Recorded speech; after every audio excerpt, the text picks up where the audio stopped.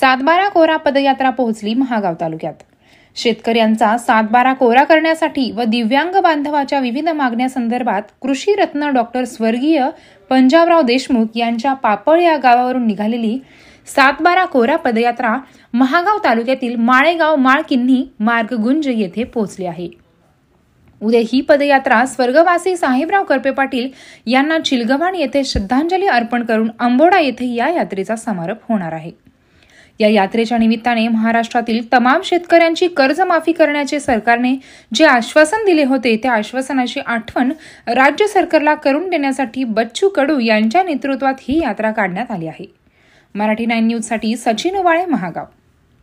शेतकऱ्याचा सातबारा कोरा करण्यासाठी 7 जुलै रोजी पापळ येथून निघालेली सातबारा कोरा पदयात्रा ही महागाव तालुक्यातील माळकिन्ही येथे पोहोचली आहे। माननीय बच्चूभाऊ कडू आपल्या सोबत आहेत। राज्य शासनानं कर्जमाफीचं जे आश्वासन मागच्या निवडणुकीत महाराष्ट्रातील तमाम शेतकऱ्यांना दिलं होतं, परंतु राज्य सरकार हे टाळाटाळ करत आहे। काय सांगताल विषयावर? मला वाटलं पंढरपूरच्या विठोबाच्या समोर तरी फडणवीस साहेब सांगेल। आज आम्ही सावतामाळ्यांच्या या फॉर्म मध्ये आलेलो आहोत। कांदा मुळा भाजी अख्खी विठाई माझी, प्रचंड शेतीवर व्यवसायावर प्रेम करणारे सावतामाळी, त्यांच्या इलाख्यात आमचे मुख्यमंत्री महोदय गेले, पण शेतकरीच विसरले आणि तिथून सांगितलं का शेतकऱ्याला बळ दे। शेतकऱ्याला बळ दे म्हणजे काय? तर हे काय ताट उपाराचं दिलाचं म्हणजे ताट उपार करायचा आणि खायचा आपण, अशानं थोडं बळ येतंय। मागे एका आमदाराने जे शेतकऱ्याबद्दल वादग्रस्त विधान केलं की आम्ही जे पुरवते ते संपूर्ण शासन तुम्हाला पुरवते, अशा प्रकारचं वादग्रस्त विधान त्याच्या मायच्या, त्याच्या बापाच्या, त्याच्या आज्याच्या अंगात जे रक्त आहे ना ते शेतकऱ्याच्या बापाचं आहे, हे त्यानं विसरू नये। हे शेतकरी जर राबला नाही शेती तर मोदीजी पासून तर राहुल गांधी पर्यंत, राहुल गांधी पासून तर अधिक सगळ्या नेत्यांपर्यंत याच्या अंगात रक्त बनतं ना, तो माझा शेतकरी राबत म्हणून बनतोय। भाऊ, देश स्वातंत्र्याचा अमृत महोत्सव साजरा करत आहे, परंतु शेतकऱ्याची जी परिस्थिती आहे ती दिवसेंदिवस बिकटच होत आहे। शेतकरी कुठेतरी या प्रगतीच्या प्रवाहात मागे पडताना दिसत आहे। काय वाटतं? अमृत म्हणजे काही थोडक्या उद्योगपत्यांसाठी अमृत आहे, आमच्यासाठी तर पॉयझनच आहे ना। स्वातंत्र्याच्या पारतंत्र्याच्या काळात जेवढ्या आत्महत्या झाल्या नाही, आमचे लोक सत्तेत आल्यानंतर झाल्या। म्हणजे इंग्रज बरे होते असं म्हणायची वेळ आली की काय अशी अवस्था। काय शेतीसाठी तुम्ही दिलं आणि लुटलं किती याचा हिशोब जर मांडला ना तर याच्या बापाकडून आमचं देणं होणार नाही।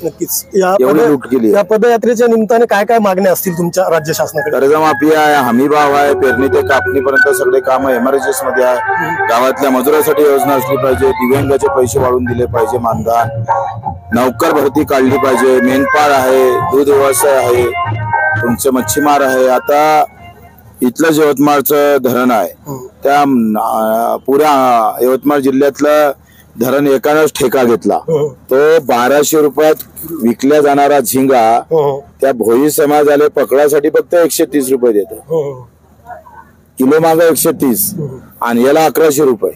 म्हणजे ज्या समाजाचा, भोई समाजाचा जन्मच मासोळ्या पकडायसाठी झाला त्याला यांनी हद्दपार केलं। आणि बऱ्याच वित्तमंडळ तयार करायचे, मोठमोठ्या मंदिराला देणग्या द्यायच्या आणि भोल्या बाबड्या शेतकऱ्याला फसवत राहायचं। प्रभू रामचंद्राचं नाव घ्यायचं, पण रामच मरतोय ना। माझ्या तालुक्यातला श्रीकृष्णानं आत्महत्या केली, मी अन्नत्यागाला बसलो होतो तेव्हा रामानं आत्महत्या केली। तुम्ही मंदिर बांधू शकले पण शेतकरी असणाऱ्या श्रीकृष्णाला, रामाला तुम्ही वाचवू शकत नाही। हे पाप फेडणार कधी ते सांगितलं पाहिजे आम्हाला। आता या यात्रेच्या नंतर काय भूमिका राहील तुमची? नाही, आता लोक जर आले तिथे बरोबर चांगले माले हिशोबाचे तर आम्ही पुढे शेतकऱ्याचा कसा विचार करायचा आंदोलनाचा ते पाहू। आणि लोक घरी बसून तमाशा पाहत असन आणि पक्षाचे झेंडे लावत असन तर घ्यावं झेंडे ते ना अंगावर।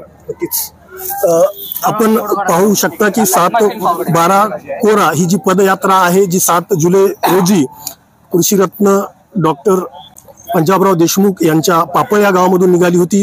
ही यात्रा आज यवतमाळ जिल्ह्यातील महागाव तालुक्यातील माळकिन्ही सह गुंज आणि चिलगावांवरून आंबोड्याला उद्या जाणार आहे। बच्चू भाऊंनी त्यांच्या काय मागण्या आहेत या संदर्भाने आपल्याशी चर्चा केलेली आहे।